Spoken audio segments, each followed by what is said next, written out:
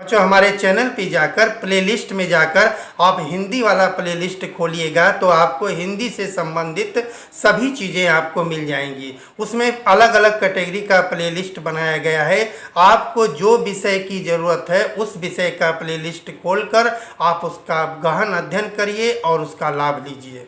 Examination में आपको ये पूछा जाएगा कि भाई कोई जो लेखक जो दिया जाएगा उनके साहित्यिक परिचय और उनकी कृतियों के बारे में बताना है।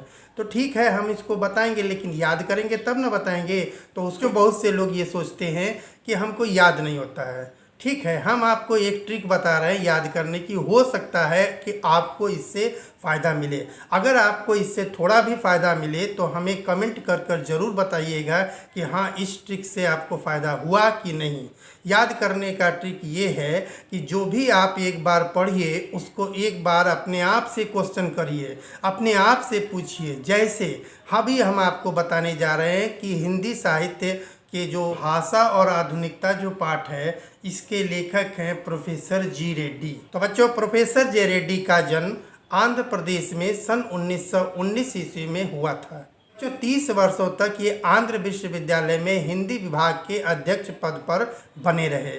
तो अब इसको हम एक बार फिर से आपसे क्वेश्चन, बच्चों ये बताइए कि उनका जन्म कब हुआ था। तो आप कहेंगे सन 1919 में हुआ था।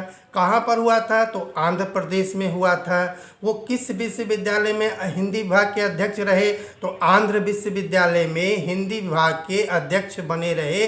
कितने वर्षों तक बने रहे? 30 वर्षों तक बने रहे। तो अगर आप इस तरह से क्वेश्चन करते चलेंगे तो बहुत जल्दी याद हो जाएगा।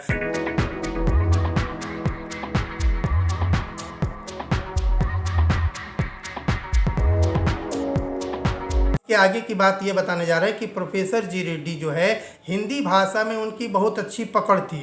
उन्होंने हिंदी भाषा को बहुत अच्छी तरह से ज्ञान प्राप्त कर लिया था। लेकिन वह आंध्र प्रदेश के निवासी थे, वहाँ पर तो तेलुगु बोली जाती है। उसके बावजूद जो है वो हिंदी भाषा में उन्हें बहुत ही अच्छा ज्ञान प्राप्त था। तो हिंदी साहित्य में प्रोफेसर जे रेड्डी ने दक्षिण भारत में हिंदी के जो है प्रचार प्रसार के लिए बहुत बड़ी भूमिका अदा की।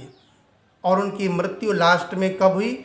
उनकी मृत्यु लास्ट में सन 2005 ईस्वी में हो गई। तो इस तरह से अगर यदि आप अपने आप एक बार पढ़ेंगे और पढ़ने के बाद अपने आप से क्वेश्चन करेंगे या फिर उसका आंसर देंगे तो ऑटोमेटिक है कि मुझे लगता है कि मेरा ये ट्रिक आपको बहुत अच्छा लगेगा।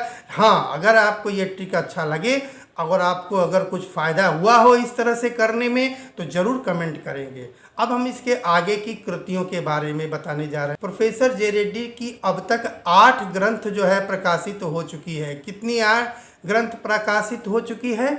8 ग्रंथ प्रकाशित हो चुकी है। अब इन्होंने जो है साहित्य और